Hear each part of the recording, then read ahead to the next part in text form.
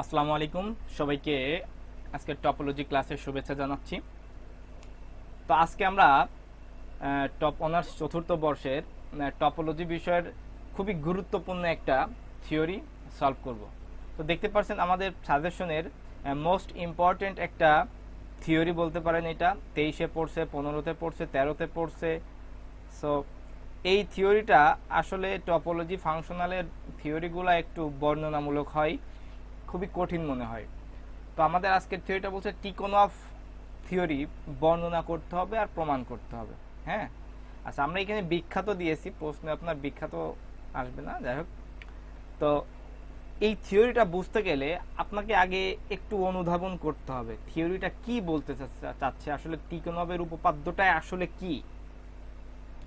আমি যদি একটা গল্প আপনাকে বলি, ধরেন আপনি বাজার থেকে অনেকগুলা আমরা যে লাইট জ্বালাই না, বাল্ব, এই বাল্ব কিনছেন অনেকগুলা, ধরেন 10টা বাল্ব কিনছেন। এখন এই প্রত্যেকটা বাল্বের গ্যারান্টি আছে যে এরা কখনো এদের হচ্ছে আপনার কখনো এরা নষ্ট হবে না, ঠিক আছে। এখন এই 10টা বাল্ব দিয়ে, অর্থাৎ এইখানে যে আমরা বললাম যে এদের একটা গ্যারান্টি আছে, এরা কখনো নষ্ট হবে না, এইটাকে বলা হয় যে কম্প্যাক্ট। অর্থাৎ আমি যদি এরকম বলি এক্স আলফা সংবদ্ধ, মানে এদের গ্যারান্টি আছে, এদের নিজস্ব আলো আছে, এরা কখনোই নষ্ট হবে না, তাহলে এক্স আলফা সংবদ্ধ, ঠিক আছে। এখন এই 10টা বাল্ব দিয়ে আপনি একটা ঝাড়বাতি বানাইলেন, ঝাড়বাতি আশা করি চিনেন। এখন এই ঝাড়বাতিটা বলা হচ্ছে, দেখেন অনেকগুলা বাল্ব মিলাই আপনি প্রত্যেকটা বাল্ব এক একটা কম্প্যাক্ট জগৎ, তাহলে এক্স আলফা সংবদ্ধ ধরলাম। এখন এই 10টা বাল্ব একত্রিত করে আপনি একটা কি করলেন, একটা ঝাড়বাতি বানাইলেন, তাহলে প্রোডাক্ট অফ এক্স আলফা, ঠিক আছে। এইটা হচ্ছে ঝাড়বাতি, ক্লিয়ার? ওকে। এখন আমার প্রশ্ন হচ্ছে, এই ঝাড়বাতি কি কোনোদিন নষ্ট হবে বা অন্ধকার হবে?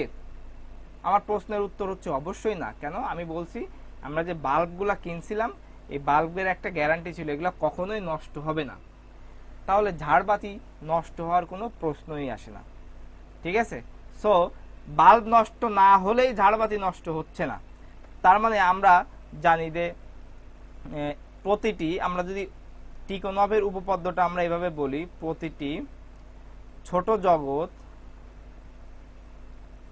অর্থাৎ ওই যে প্রতিটি বাল্ব সংবদ্ধ, যদি সংবদ্ধ, অর্থাৎ আমি যদি এখানে লিখি কম্প্যাক্ট হয়, তবে তাদের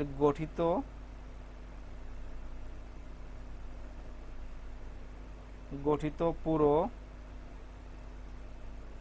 মহাজগৎ, যদি আমি বলি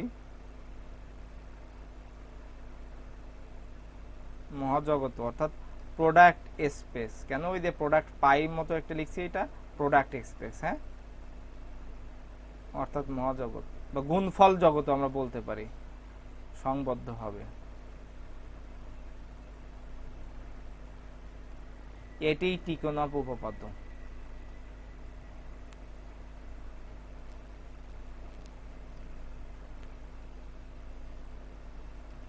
এটি টিকোনভ উপপাদ্য। তাহলে এইটা আমরা ধরছিলাম কি, এটা হচ্ছে বাল্ব, তাই না? আর এটা কি বাল্ব, বাল্ব দ্বারা গঠিত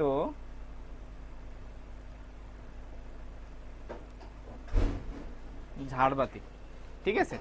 তো আমরা মোটামুটি টিকোনভ উপপাদ্যের বাস্তব ধারণা,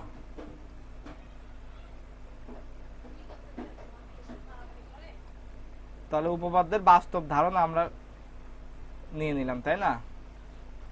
ওকে। তো আমরা এখন চলেন, বেশি অ্যানালাইসিস করলে, বেশি ব্যাখ্যা করে ভাই আসলে আপনার থিওরিটা ঠিকই মুখস্থ করতে হবে বা বুঝে মুখস্থ করেন, আন্দাজে যেভাবে মুখস্থ করেন, পরীক্ষার হলে লিখতেই হবে।